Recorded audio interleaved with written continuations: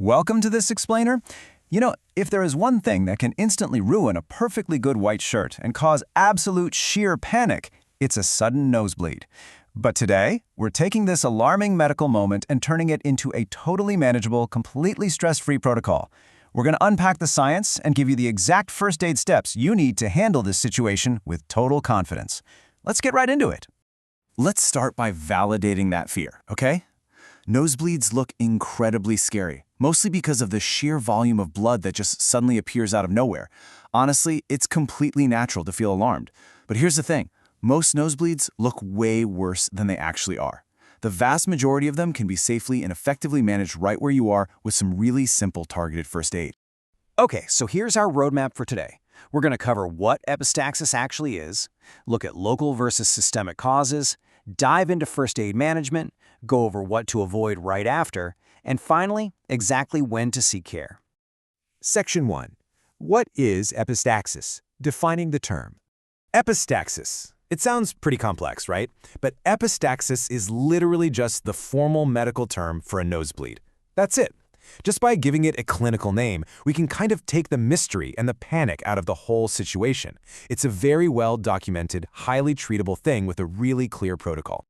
Moving on to Section 2, causes, local versus systemic.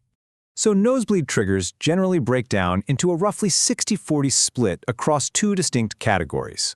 On one hand, we have local causes, meaning things directly affecting the physical structure of your nose. And on the other hand, we have systemic causes. These are broader issues that actually affect your entire body's cardiovascular or clotting systems. Taking a closer look at this breakdown, the difference is pretty stark. Local causes are things like dry air or physical trauma, picking your nose, a foreign object, or just really vigorous nose blowing.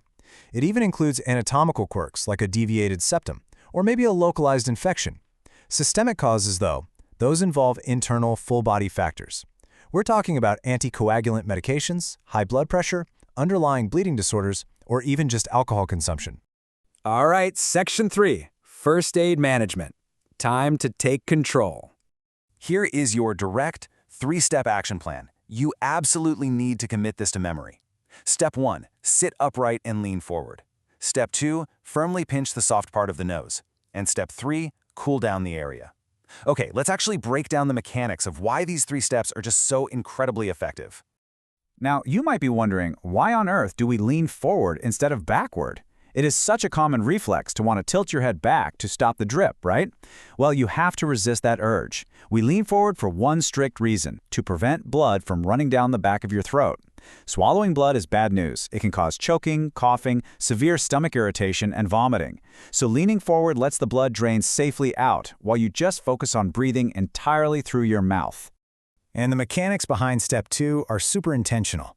When you apply pressure with your thumb and index finger on the soft, fleshy part of your nose, right below that hard, bony bridge, you're actually pressing the nostrils firmly against the central septum. This physical compression literally pinches off those bleeding vessels. It slows the rushing blood and creates the absolute perfect environment for a clot to form. Now, please pay super close attention to this next number. You have to hold this firm, continuous pressure for 10 to 15 minutes. And the absolute key here? You have to do it without checking. I know, it is incredibly tempting to let go after like 3 minutes just to peek and see if the bleeding stopped, but releasing that pressure too soon will easily disrupt that fragile little blood clot you're trying so hard to build, and you'll be forced to start the clock all over again. Finally, Step 3 is all about temperature control. Placing a cold compress or an ice pack wrapped up safely in a cloth directly across the bridge of your nose works absolute wonders. The cold actually physically constricts the local blood vessels, shrinking them down. This further slows the blood flow, working perfectly in tandem with your pinching pressure to just shut the epistaxis down completely. Okay, Section 4. What to avoid right after. Preserving the clot. So, once you've successfully stopped the bleeding, the job isn't quite over. To keep that brand new, very delicate clot safe, there are 4 strict rules you absolutely have to follow. You must avoid blowing your nose, you must avoid picking your nose, and you also need to skip any heavy lifting or strenuous physical exercise. The medical reasoning behind these restrictions all comes down to basic physics and pressure. Picking or blowing your nose can physically dislodge and remove the clot from the outside. Heavy lifting, on the other hand, causes a rapid internal spike in your overall blood pressure. And that spike, it can quite literally blow the fresh clot right out of the vessel from the inside. Definitely not what we want. And finally, Section 5. When to seek care. Emergency medical care. While most cases of epistaxis are super manageable at home, it is absolutely essential to know your safety boundaries. You must seek immediate emergency medical care if any of these conditions happen. First, if continuous, firm pressure just doesn't stop the bleeding after 20 solid minutes. Second, if the blood loss is exceptionally rapid, heavy, or uncontrollably pouring down your throat even though you're leaning forward. And finally, and this is critical, if the patient becomes dizzy, confused, lightheaded, or struggles to breathe, you need to get emergency medical help right away. Epistaxis really doesn't have to be this terrifying ordeal. Empowered with this clear, scientific understanding of the causes and a structured, highly effective first aid checklist, you are totally prepared.